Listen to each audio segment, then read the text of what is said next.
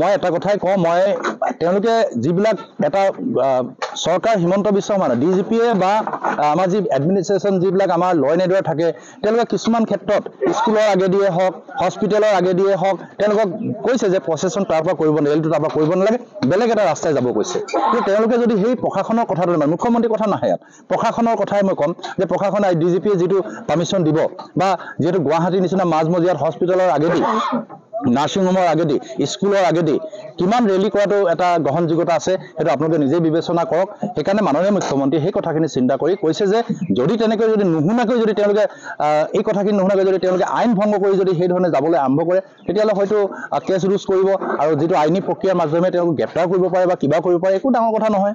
আজি ৰাহুল গান্ধী আহি অসমত ন্যায় যাত্ৰা কৰিছে। আপোনালোকে দেখিছে যে কালি গোটেই সমগ্ৰ ভাৰতবৰ্ষত যি প্ৰভু শ্ৰীৰামৰ প্ৰাণ প্ৰতিষ্ঠা হ'ল, আৰু সেই প্ৰাণ প্ৰতিষ্ঠাৰ সময়ত গোটেই লক্ষ লক্ষ মানুহ, কোটি কোটি মানুহ ভাৰতবৰ্ষই কালি উলহ মালহে পালন কৰি আছে। তেখেতে তাত সেইবোৰত অংশগ্ৰহণ কৰিব লাগিছিলে, কিয় নকৰে? তেখেতে কি প্ৰভু শ্ৰীৰামক তেখেতে বেয়া পায় নেকি?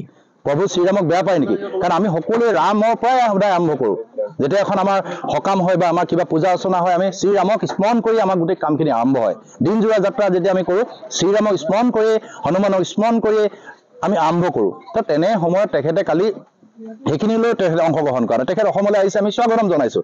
তেখেতে কালি পবিত্ৰ ৰাম জন্মভূমিত যিটো যোৱা আমাৰ ডিব্ৰুগড়ৰ সুসন্তান আমাৰ সেই সময়ৰ চিফ জাষ্টিছ আৰু তেখেতৰ বিচাৰপীঠে যিটো ৰায় দিলে যে ৰাম মন্দিৰ তাত নিৰ্মাণ কৰিবৰ কাৰণে যিটো তেখেতে পাৰিব বা পবিত্ৰ স্থান বুলি ডিক্লেয়াৰ কৰাৰ পিছতে ৰাম মন্দিৰৰ কাম দেশৰ প্ৰধানমন্ত্ৰী নৰেন্দ্ৰ মোদী ডাঙৰীয়া আৰু আমাৰ যিসকল ভক্তপ্ৰাণ ৰাইজে কোটি কোটি টকা, আপোনালোকে দেখিছে 10 কোটি বলিউডৰ ষ্টাৰবিলাকে 10 কোটি 5 কোটি 10 কোটি এইধৰণে তেওঁলোকে অনুদান দি পেলাই আজি ৰাম মন্দিৰ প্ৰতিষ্ঠা হ'ল। আৰু ঠিক তেনেকৈ কালি সকলো জাতি জনগোষ্ঠী ভাষা ভাষী ধৰ্মাৱলম্বী লোকে ইয়াত অংশগ্ৰহণ কৰিছে। কালি দিকমত দেখিছে, মই য'ত আছিলোঁ প্ৰায় 20,000 লোক সমবেত হৈছে।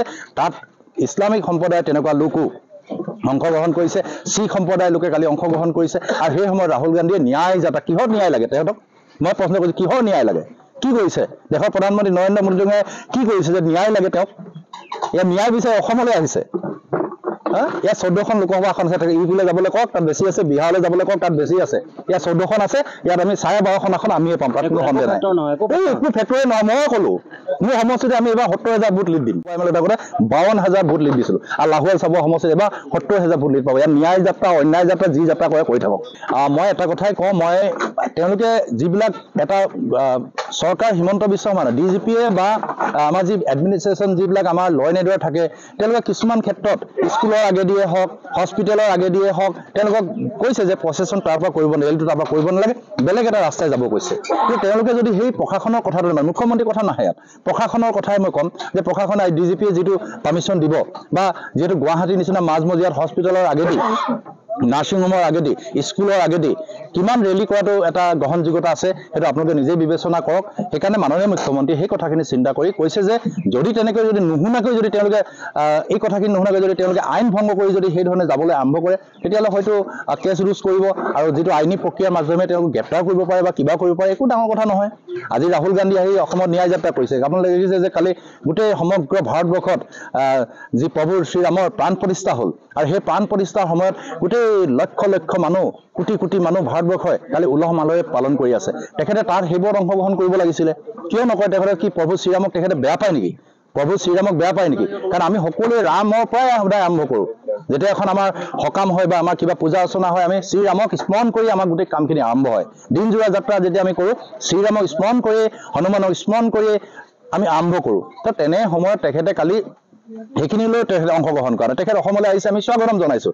তেখেতে কালি পবিত্ৰ ৰাম জন্মভূমিত যিটো যোৱা আমাৰ ডিব্ৰুগড়ৰ সুসন্তান আমাৰ সেই সময়ৰ চিফ জাষ্টিছ আৰু তেখেতৰ বিচাৰপীঠে যিটো ৰায় দিলে যে ৰাম মন্দিৰ তাত নিৰ্মাণ কৰিবৰ কাৰণে যিটো তেখেতে পাৰিব বা পবিত্ৰ স্থান বুলি ডিক্লেয়াৰ কৰাৰ পিছতে ৰাম মন্দিৰৰ কাম দেশৰ প্ৰধানমন্ত্ৰী নৰেন্দ্ৰ মোদী ডাঙৰীয়া আৰু আমাৰ যিসকল ভক্তপ্ৰাণ ৰাইজে কোটি কোটি টকা, আপোনালোকে দেখিছে 10 কোটি বলিউডৰ ষ্টাৰবিলাকে 10 কোটি 5 কোটি 10 কোটি এইধৰণে তেওঁলোকে অনুদান দি পেলাই আজি ৰাম মন্দিৰ প্ৰতিষ্ঠা হ'ল। আৰু ঠিক তেনেকৈ কালি সকলো জাতি জনগোষ্ঠী ভাষা ভাষী ধৰ্মাৱলম্বী লোকে ইয়াত অংশগ্ৰহণ কৰিছে। কালি দিকমত দেখিছে, মই য'ত আছিলোঁ প্ৰায় 20,000 লোক সমবেত হৈছে।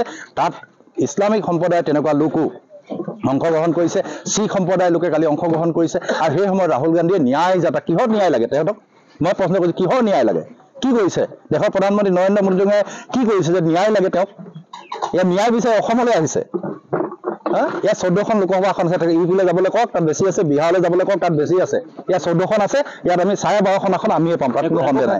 একো ফেক্টৰী নহয়, মই ক'লো মোৰ সমষ্টিত আমি এবাৰ 70,000 ভোট লিড দিম। এম এল এ থাকোঁতে 52,000 ভোট লিড দিছিলোঁ, আৰু লাহোৱাল চাব সমষ্টিত এবাৰ 70,000 ভোট লিড পাব। ইয়াত ন্যায় যাত্ৰা, অন্যায় যাত্ৰা, যি যাত্ৰা কৰে কৰি থাকক।